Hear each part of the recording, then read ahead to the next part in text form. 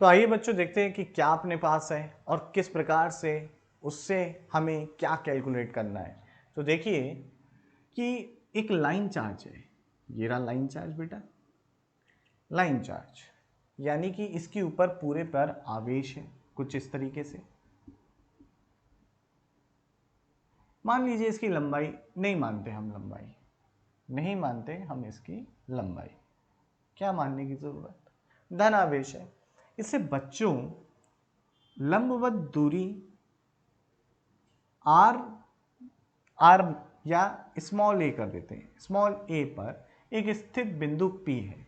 इस बिंदु P पर इस पूरे आवेश के कारण वैद्युत क्षेत्र की तीव्रता मैं निकालना चाहता हूं। क्या करूं? सीधी सी बात है, अभी इतना सब कुछ समझा था प्रीवियस लेक्चर में, उसी का यूज करेंगे। इस पर सबसे पहली बात, जो लीनियर चार्ज डेंसिटी दे रखी है वो लैम्डा है, यानी कि पर यूनिट लेंथ पर जो चार्ज है वो बच्चों है लैम्डा। तो क्या करेंगे बच्चों, सबसे पहले एक इस पे छोटा सा एलिमेंट dl ले लेंगे, जिसकी एक छोटा एलिमेंट जिसकी लंबाई dl है। अच्छा, कुछ और इंपॉर्टेंट पॉइंट सुनिए इससे रिलेटेड। इस आवेश के दो अंतिम बिंदु हैं, एक है A, दूसरा है B। बिंदु A बिंदु P पर यहां पर जो कोण बन रहा है बच्चे, ये कोण बन रहा है बीटा, और यहां पर जो कोण बन रहा है बच्चे, ये कोण बन रहा है अल्फा। बहुत आसान है ना समझना, कोई दिक्कत की बात नहीं है। या फिर हम इसको चेंज कर लेते हैं, ए अल्फा के साथ ए कर देते हैं बच्चे और बीटा के साथ बी कर देते हैं, ज्यादा अच्छा लगेगा। तो ये ए और बी हो गया। अब ये जो डीएल एलिमेंट है, इसकी जो पी बिंदु से दूरी है वो क्या होगी, ये होगी। ये देखते हैं, देखो ये तो 90 है, साथ ही साथ ये कितना कोण बना रहा होगा इस रेखा से, मान लिया ये थीटा कोण बना रहा है, ठीक है। ये बच्चे कोण जो आपका बना रहा है कितना बना रहा है, थीटा बना रहा है। मैं इसको दोबारा बना देता हूं, ये थीटा कोण बना रहा है, और इसके यहां पर जो ये कोण बन रहा है ये डी थीटा है, यानी कि ये जो डीएल एलिमेंट है ना, इस बिंदु P पर जो कोण अंतरित कर रहा है ये डी थीटा कर रहा है। इंपॉर्टेंट पॉइंट है समझने के लिए, ठीक है बच्चों। अब हम देखना चाहते हैं वैद्युत क्षेत्र की तीव्रता। सारी बातें लिख लें, इस बिंदु को मैं O कह देता हूं, सारी बातचीत हमारी समझ में आई। और इस बिंदु को कुछ कह दे, क्या P कह दे, P तो ले रखा है, S कह दे रहे हैं, ठीक है। अब अगर आप इस ट्राइंगल में देखो बेटा, ये वाला ट्राइंगल जो है, ये दूरी OP तो A है। अगर मैं tan थीटा लिखूं तो क्या मिलेगा, और मैंने ये दूरी बच्चे मान ली स्मॉल l, ये दूरी कितनी मान ली स्मॉल l, तो tan थीटा लिखूं तो क्या मिलेगा, tan थीटा बराबर मिलेगा बेटा l अपॉन a, जो क्या होता है लंब बटे आधार। तो l बराबर क्या हो गया, a tan थीटा। अगर मैं इसका डिफरेंशिएशन कर दूं तो dl बराबर क्या हो गया, a कांस्टेंट है, tan थीटा का sec square theta d theta. बहुत आसान था। अब देखो, अगर मैं ये दूरी देखना चाहूं, दैट इज पीएस डिस्टेंस, वो क्या होगी, तो देखिए अगर मैं इसको कह दूं r, तो ध्यान से देखना, a बटे आर, ए आधार है, r हाइपोटेनियस यानी कि कण है, बराबर कॉस थीटा होगा। तो r बराबर क्या होगा, a सेक थीटा। एक और बात समझ में आई, इसे हमने इक्वेशन 1 कह दिया, इसे इक्वेशन 2 कह दिया। इस छोटे से dq चार्ज की वजह से जो वैद्युत क्षेत्र की तीव्रता की दिशा होगी वो क्या होगी बच्चों, वो भी देख लेते हैं। वो बच्चों दिशा होगी कुछ इस तरीके से, ये छोटे से चार्ज की वजह से डीई फील्ड आ रही होगी, डीई वेक्टर फील्ड आ रही होगी, जो कि मेरा ये x और ये ऋणात्मक y कह लूं या y कह ले रहा हूं सिर्फ, x से कितना कोण बना रही होगी। तो देखिए ये शीर्षाभिमुख कोण है, यानी कि वर्टिकली अपोजिट एंगल्स हैं, तो ये थीटा कोण बना रही होगी डी। तो इस डी के दो कंपोनेंट होंगे, एक होगा आपका कंपोनेंट, यहां पर जो कंपोनेंट होगा इसका डीई कॉस थीटा होगा बेटा, इसी कंपोनेंट को परपेंडिकुलर अवे कंपोनेंट कहते हैं। और दूसरा जो इसका कंपोनेंट होगा बेटा, वो ये वाला होगा जिसे हम कहेंगे डीई साइन थीटा, जिसे पैरेलल अवे कंपोनेंट कहते हैं। ठीक है बच्चों, आसान बात है यहां तक की। अब देखो अच्छा ये डी कॉस थीटा एक्स मत समझ बैठना, एक्स अलग है, ठीक है। अब आगे की बातचीत करते हैं, इस डी की वैल्यू क्या होगी। तो डी का मैग्नीट्यूड बच्चों होगा, डी बराबर होगा के, छोटा सा चार्ज है डी क्यू अपॉन जो डिस्टेंस है वो आर है, आर स्क्वायर मैग्नीट्यूड वाइज। अब मैं डी के हॉरिजॉन्टल कंपोनेंट की बात कर रहा हूं, डी एक्स, तो वो क्या हो जाएगा d cos theta, and d की वैल्यू क्या है हमारे, k E d q by are square cos theta. अब बच्चों थोड़ा डी में और जाते हैं, दोबारा से देखते हैं डी के। तो ये डी क्यू चार्ज कितना है, डी क्यू चार्ज बेटा होगा, देखिए पर यूनिट लेंथ चार्ज कितना है लैम्डा, तो डीएल लेंथ पर कितना चार्ज होगा lambda into dl, that is equal to d q. तो डी क्यू की हमें वैल्यू मिल गई lambda into dl upon r square. तो हम यही वैल्यू को सब्सिट्यूट कर देते हैं, k into lambda into dl upon r square into cos theta. अब डीएल की वैल्यू और आर की वैल्यू दोनों रख देते हैं, तो डी ई एक्स मेरा आ जाएगा, क्या आ जाएगा बच्चों, के लैम्डा डीएल, डीएल की वैल्यू है ध्यान से देखिए A sec square theta D theta, यहां तक की बातचीत हो गई डीएल इंटू कॉस थीटा, और नीचे अपॉन में कितना आ गया, नीचे अपॉन में आ गया आर स्क्वायर जो कि कितना है ए सेक थीटा, ये हो गया ए स्क्वायर सेक स्क्वायर थीटा। क्या क्या कैंसिल हो गया, सेक स्क्वायर थीटा से सेक स्क्वायर थीटा और एक ए ये चला गया, कुल मिला के क्या आया के ई लैम्डा अपॉन ए, साथ में आ गया आपके कॉस थीटा और बचा डी थीटा। अब आप डी थीटा की लिमिट देखें तो हमने जो पॉजिटिव लिया है डी थीटा अबव दी लाइन पॉजिटिव लिया है, तो बिलो दी लाइन जब थीटा लेंगे तो उसे नेगेटिव लेना पड़ेगा, तो यानी कि कुल मिला के थीटा वेरी करेगा माइनस अल्फा से, टोटल एंगल ये कितना है बीटा प्लस बीटा तक। तो अगर मुझे कुल हॉरिजॉन्टल कंपोनेंट देखना हो यानी कि क्षैतिज घटक देखना हो तो क्या होगा, उसे मैं ई एक्स लिखूंगा, तो ई एक्स बराबर आ जाएगा integration of D E x, जो कि बराबर हो जाएगा, क्या लिमिट लगेगी के ई लैम्डा ए कॉस थीटा डी थीटा, और लिमिट लगेगी माइनस अल्फा से प्लस बीटा तक।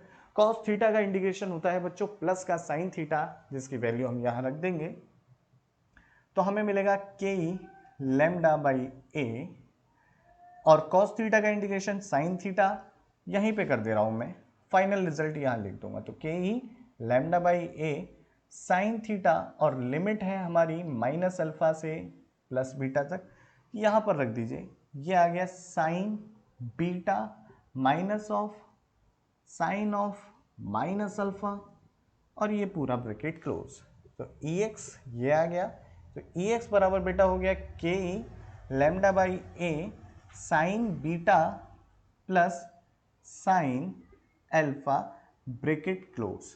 तो दैट इज द आपका कहलाता है ये परपेंडिकुलर अवे कंपोनेंट, क्या कहलाता है बच्चे ये परपेंडिकुलर अवे कंपोनेंट।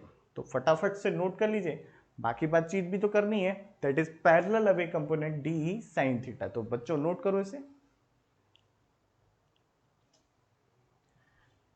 तो बच्चों अब हमें देखना है पैरेलल अवे कंपोनेंट, देखिए ये दूर की तरफ जा रहा है और समानांतर है अपने इस वायर या लीनियर चार्ज डिस्ट्रीब्यूशन के, तो इसलिए इसे पैरेलल अवे कंपोनेंट कहा गया। हिंदी में क्या कहेंगे ये आप लोग मुझे कमेंट में बता देना, पर इंग्लिश में चलता है यार, इतना तो इंग्लिश चलती है बच्चों। तो देखो मैं देखने जा रहा हूँ parallel away component, that is d E y कह दिया मैंने, नेगेटिव पॉजिटिव को अभी छोड़ देते क्योंकि हमें पता है ये नीचे की तरफ है, तो अगर हम मुझे वेक्टर फॉर्म में लिखना होगा तो माइनस का जे कैप मैं लगा लूंगा, ठीक है।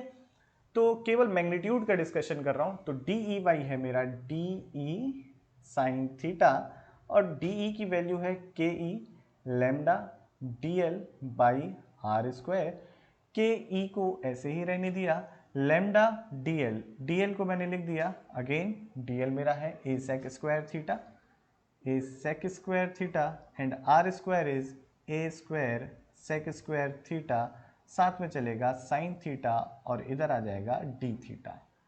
अब क्या कैंसिल हो रहा है, ये कैंसिल, ये गया, ये गया, तो आपका डी ई वाई यानी कि परपेंडिकुलर अवे कंपोनेंट, माफ कीजिएगा पैरेलल अवे कंपोनेंट जो आया बच्चों वो आया K E lambda by A sine theta D theta. अगर लिमिट देखेंगे तो लिमिट कहाँ से कहाँ जा रही है, लिमिट जाएगी माइनस अल्फा से प्लस बीटा तक, तो वही लिमिट फिर से लगा दी, माइनस अल्फा से प्लस बीटा तक। मुझे अगर टोटल फील्ड देखनी है यानी कि टोटल ई वाई की जो वैल्यू आ जाएगी वो क्या होगी, यहाँ पे थोड़ा इंटीग्रेशन सॉल्व कर लेते हैं।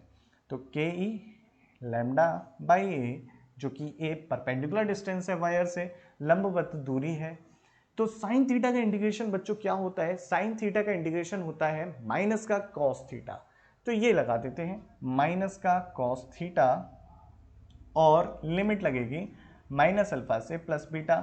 समाकलन हम कर चुके हैं, निश्चित समाकलन यानी कि डेफिनेट इंटीग्रेशन है यहाँ पर, ये के ई बाई लैम्डा और ये हो जाएगा माइनस का कॉस बीटा माइनस माइनस का कॉस ऑफ माइनस एल्फा। ये हो गया बच्चों, तो ये हो गया K E lambda by A minus cos beta, क्योंकि कॉस एक इवन फंक्शन है तो cos of minus alpha plus का कॉस अल्फा ही रहता है, तो ये हो जाएगा आपका माइनस कॉस, आपका ये हो जाएगा बच्चों माइनस का, अच्छा ये एक बार माइनस कॉस का भी लगा हुआ है क्योंकि कॉस थीटा का भी तो माइनस देखना है, तो हो जाएगा इधर प्लस कॉस अल्फा। ठीक है, ये माइनस कहां से आया, पहले minus cos beta minus minus of minus alpha, integration है। अरे भाई आईआईटी जेईई की तैयारी करनी है यार, ऐसी छोटी मोटी चीज़ों की तैयारी नहीं कर रहे हैं हम लोग, तो थोड़ा सा तो मैथमेटिकली जाना ही होगा यार बच्चों। तो ये आ गया अपना, तो ये आ गया हमारा परपेंडिकुलर नहीं पैरेलल अवे कंपोनेंट, परपेंडिकुलर तो पहले ही निकाल लिया है, तो इसको नोट कर लो। फिर इससे इंपॉर्टेंट इससे रिलेटेड कुछ पॉइंट्स को डिस्कस करेंगे, फटाक से नोट करो बच्चों इसे। तो हम लोगों ने बच्चों अभी सीख लिया, अब इससे जुड़े कुछ महत्वपूर्ण बिंदुओं को भी जानते हैं। तो देखिए जो आपका परपेंडिकुलर अवे कंपोनेंट आया है वो कितना आया है, K E lambda by A sine beta plus sine alpha, मतलब क्या है इसका, के ई का यहाँ पर 1/4 पाई एप्सिलॉन नॉट। ठीक है, इसी तरीके से पैरेलल अवे कंपोनेंट आया है, यह है कॉस अल्फा माइनस का कॉस बीटा, बाकी चीज सेम ही है। ठीक है बच्चों, अब मैं देखना चाहता हूं कि ये एंगल कितना बन रहा है या क्या क्या डिफरेंट केसेस हैं, सारी चीजें देखते हैं। तो सबसे पहले अगर ये वायर अनंत लंबाई का होता तो इसकी वजह से मैग्नेटिक फील्ड नहीं इलेक्ट्रिक फील्ड क्या होती ये देखेंगे, यानी कि वैद्युत क्षेत्र की तीव्रता क्या होती। तो बच्चों जैसे जैसे मैं लेंथ बढ़ाता जाऊंगा, ध्यान से देखिएगा यहाँ पर, जैसे जैसे मैं लेंथ बढ़ाता जाऊंगा ये मेरा जो कोण है ये बढ़ता जाएगा और अनंत पर ये दोनों समांतर हो जाएंगी, ये वाली रेखा और ये वाली रेखा। उस परिस्थिति में जो बीटा एंगल होगा वो 90 डिग्री हो जाएगा। और इसी तरीके से मैं नीचे वाले बिंदु को जब नीचे लेके जाऊंगा तो ये कोण भी बढ़ता जाएगा, और जब ये अनंत पे पहुंच जाएगा बिंदु ए तो ये समांतर हो जाएगा। वैसे भी हम जानते हैं दो समांतर रेखाएं अनंत पर मिलती हैं, तो यहां पर ये अल्फा कोण कितना हो जाएगा, 90 डिग्री हो जाएगा, अल्फा कोण भी बच्चे 90 डिग्री हो जाएगा। तो मैं देख रहा हूं किसी अनंत लंबाई के, अनंत लिख लीजिएगा इस चीज को, लंबाई के रेखीय आवेश के कारण, रेखीय आवेश के कारण किसी बिंदु P, किसी बिंदु आवेश के कारण रह गया बच्चों, के कारण किसी बिंदु P पर, किसी बिंदु P पर वैद्युत क्षेत्र की तीव्रता, वैद्युत क्षेत्र की तीव्रता,